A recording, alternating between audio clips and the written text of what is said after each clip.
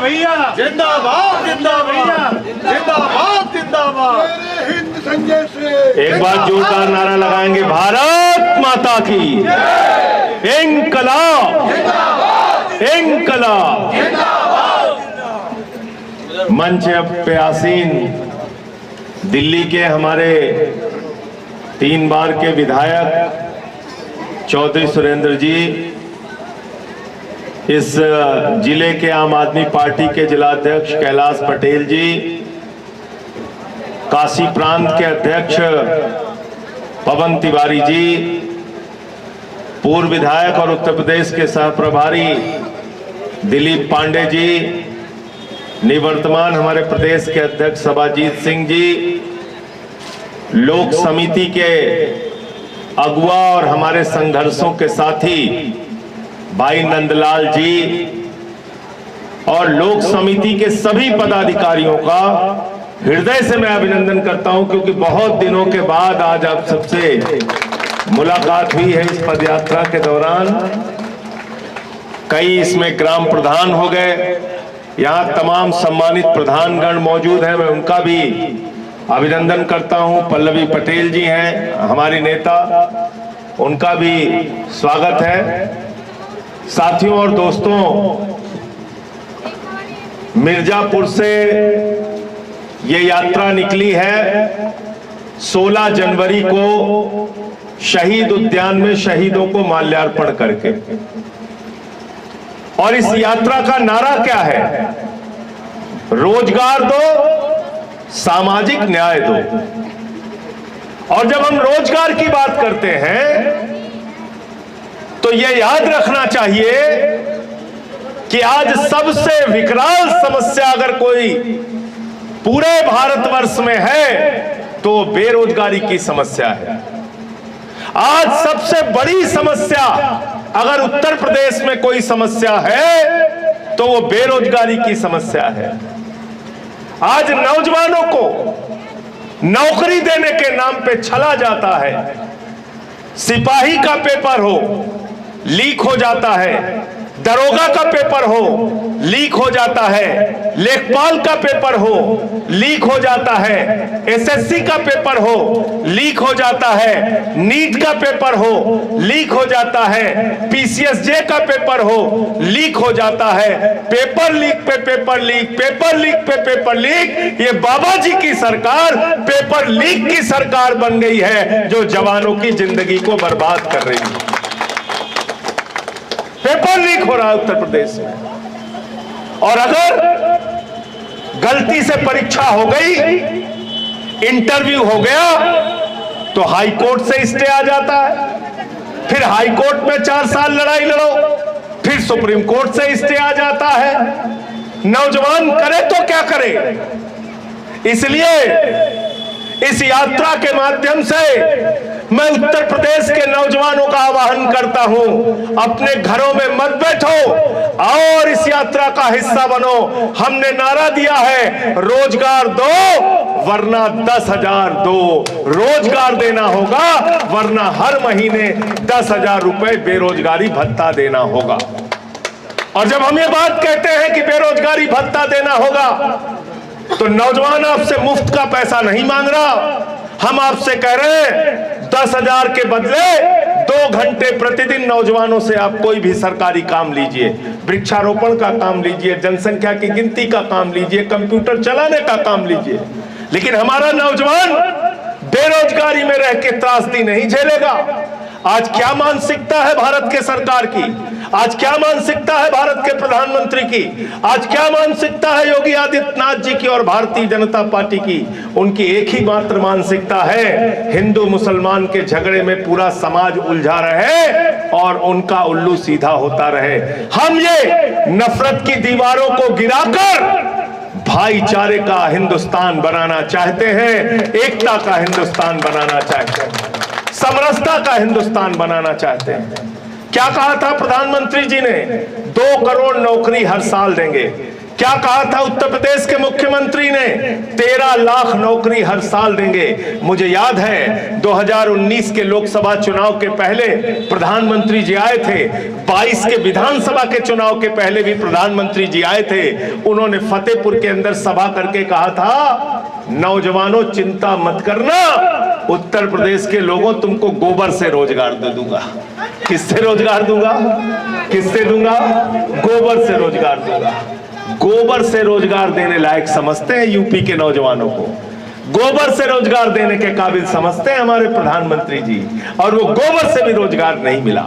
इसलिए ये लड़ाई कोई छोटी लड़ाई नहीं है। और जब हम बात रोजगार की करते हैं तो हम बुनकर समाज की भी बात करते हैं। आज बुनकरों की हालत क्या है? वाराणसी के इलाकों में गांव-गांव में जाके देख लीजिए, मिर्जापुर में देख लीजिए, चंदौली में देख लीजिए, गाजीपुर में देख लीजिए, मऊ में देख लीजिए। आज बुनकर आत्महत्या करने के लिए मजबूर है, क्योंकि उनको मिलने वाली छूट वो आपने खत्म कर दी।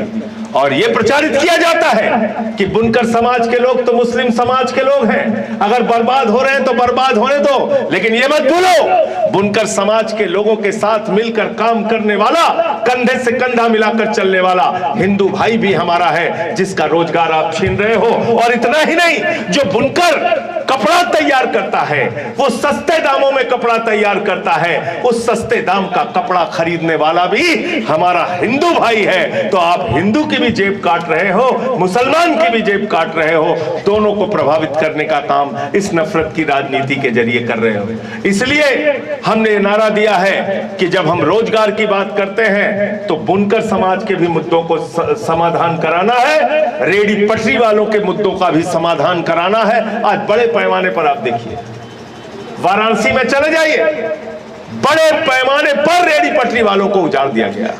आपने कभी चिंता की, सोचा कभी?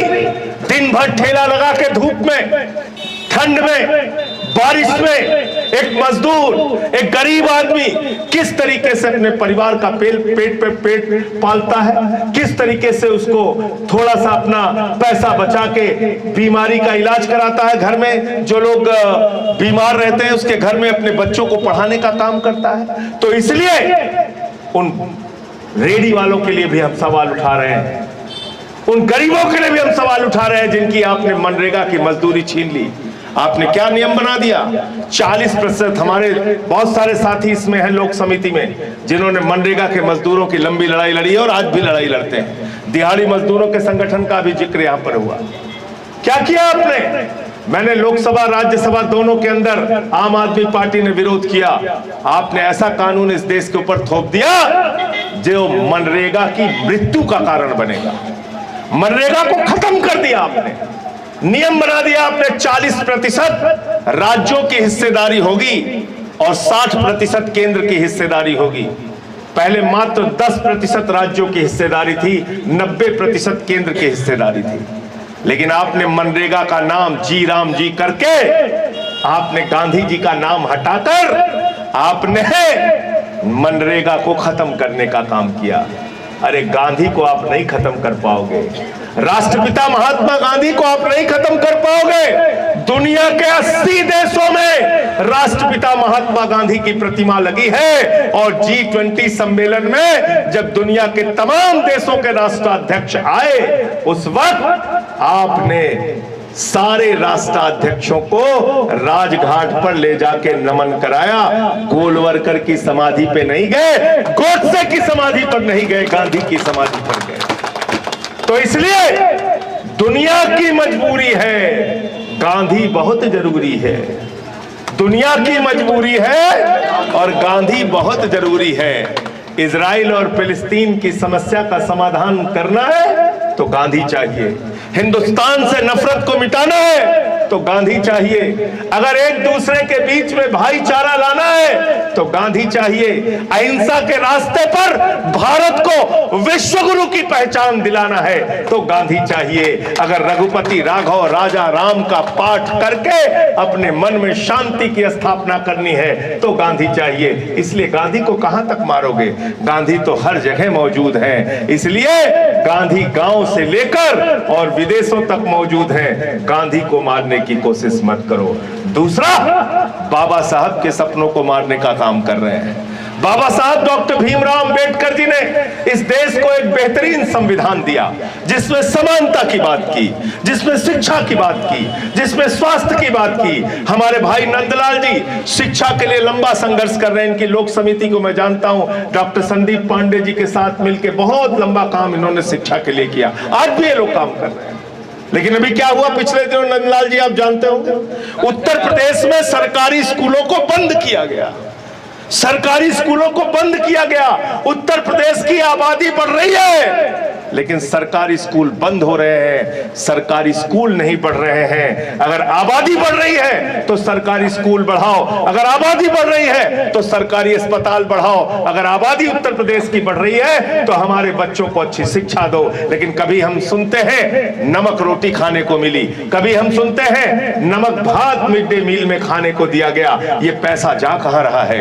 ये आपका पैसा, ये विकास का पैसा, ये गांव का पैसा, ये उन्नति का पैसा कहां जा रहा है? ये पैसा अडानी के खजाने में जा रहा है। पूंजीपतियों का जिसका जिक्र भी नंदलाल भाई ने किया, उनके खातों में जा रहा है। आप जानकर हैरान हो गए, हिंदुस्तान के चंद पूंजीपतियों का मोदी जी की सरकार ने 16 लाख करोड़ रुपए मित्रों माफ कर दिया।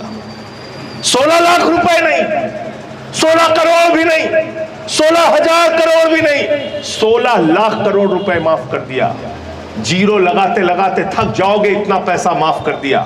आज सारे संसाधनों पर चंद पूंजीपतियों का कब्जा है। आकाश में चले जाओ तो जहाज अडानी का, एयरपोर्ट पे उतर आओ तो अडानी का, सी पोर्ट पे चले जाओ तो अडानी का, कोयला अडानी का, गैस अडानी का, बिजली अडानी की, पानी अडानी का, रेल अडानी का, सेल अडानी का, तेल अडानी का, पूरा हिंदुस्तान अडानी का बन गया है। इसलिए मैं मोदी जी से कहना चाहता हूं, मोदी जी इसको हिंदुस्तान रहने दीजिए, अडानिस्तान मत बनाइए, अडानिस्तान मत बनाइए। ये हिंदुस्तान है, इसको तुम अडानिस्तान बना रहे हो, अडानिस्तान बना रहे हो। आज हमारे संसाधनों पे कब्जा किया जा रहा है। 1 रुपए में एक आम नहीं मिलता। पूरे काशी में खोज डालोगे, 1 रुपए में एक आम नहीं मिलेगा। क्यों भाई देवकांत, मिलेगा क्या? मिलेगा? 1 रुपए में एक आम नहीं मिलेगा। नंदलाल जी पता है कितना 1 रुपए में माल मिल गया अडानी को, पता है आपको? बिहार के अंदर 1 रुपए में 1050 एकड़ जमीन और 10 लाख आम और लीची के पेड़ अडानी को दे दिया देश के प्रधानमंत्री ने। मैं पूछना चाहता हूं, आप जरा मुझे बताइए, आपने नारा दिया था 1 पेड़ मां के नाम, लेकिन वो नारा कितना खोखला है। 1 पेड़ मां के नाम और 10 लाख पेड़ मुफ्त में अडानी के नाम। ये है आपकी दोहरा, ये है आपका दोहरा चरित्र। आप धर्म की बात करते हैं, आप धर्म की बात करते हैं, आप देश की बात करते हैं। धर्म को आपने धंधा बनाने का काम किया, धर्म को आपने लूटने का काम किया। आपने अयोध्या के अंदर चंदा चोरी करने का काम किया, काशी के अंदर मंदिरों को तोड़ने का काम किया। काशी कॉरिडोर के नाम पर सैकड़ों मंदिर तोड़े गए। और मैं आज इस मंच के माध्यम से कहना चाहता हूं उत्तर प्रदेश के मुख्यमंत्री को, अगर मेरी बात पर यकीन नहीं होता, सारे मीडिया के लोगों जाओ लंका थाने में देखो, शिवलिंगों को तोड़कर रखा गया है। ये गुनहगार कौन है, ये पापी कौन है जिन्होंने शिवलिंगों को तोड़ने का अपराध किया है? उनको पकड़ो और जेल में डालने का काम करो। हमें तो तुम बहुत जेल में डालते रहते हो, हमें जेल वेल की चिंता नहीं होती, हमें तो जेल में डालते रहते हो। अभी मणिकर्णिका घाट को तोड़ा गया। मणिकर्णिका घाट जिसका कितना बड़ा धार्मिक महत्व है, जिसकी कितनी बड़ी आस्था हिंदू धर्म के लोगों की उस घाट से जुड़ी हुई है। मरने के बाद लोग जाते हैं अंतिम संस्कार कराने के लिए उस मणिकर्णिका घाट पर, जहां कभी अग्नि बुझी नहीं। उस मणिकर्णिका घाट को तोड़ दिया गया, वहां के मंदिरों को तोड़ दिया गया, वहां के मंदिरों को तोड़ने का काम किया गया। मणिकर्णिका घाट को किसने बनवाया था? माता अहिल्याबाई होलकर जी ने बनवाया था। काशी विश्वनाथ का जीर्णोद्धार किसने कराया था? काशी विश्वनाथ मंदिर का जीर्णोद्धार लोक माता अहिल्याबाई होलकर जी ने कराया था। तुमने माता अहिल्याबाई होलकर जी की प्रतिमा तोड़ दी, तुमने वहां पर मंदिरों को तोड़ा, वहां के साधुओं ने उसका वीडियो बनाया, वहां के लोगों ने विरोध दर्ज कराया। उस वीडियो को संजय सिंह ने ट्विटर पे डाल दिया तो मेरे ऊपर एफआईआर दर्ज कर दी। तुम्हारी एफआईआर की बंदर घुड़कियों से संजय सिंह डरने वाले नहीं है। याद रखना, याद रखना। ये बंदर घुड़की किसी और पे चला ना, मुकदमा मैं तो रोज सुबह उठता हूं तो देखता हूं भाजपाइयों ने कहा मेरे खिलाफ मुकदमा कर दिया, किस राज्य में किया, किस जिले में किया, कहां FIR दर्ज कर दी, कौन सी धारा लगा दी। लगाते रहो, तुम्हारा काम है। इसलिए साथियों और दोस्तों कहना चाहता हूं, नंदलाल जी से पूछ लेना यहाँ के LIU के लोग, आज से नहीं उस वक्त से तुम्हारी लाठी और जेल से लड़ रहा हूं, जब जवानी के दिन थे उस वक्त से लड़ाई लड़ रहा हूं और मरते दम तक तुम लोगों के अन्याय और अत्याचार के खिलाफ लड़ता रहूंगा। हम लोग झुकने वाले लोग नहीं, झुकने वाले लोग नहीं है। अगर तुम मणिकर्णिका घाट को तोड़ने का काम करोगे, वहां की मणि को तोड़ने का काम तुमने किया है। ये कोई सामान्य विषय नहीं है, ये हिंदू धर्म की आस्था पर आघात चलाने का मामला है, ये हिंदू धर्म की आस्था पर हथौड़ा चलाने का मामला है। और तुम क्या मेरे ऊपर FIR लिखाओगे?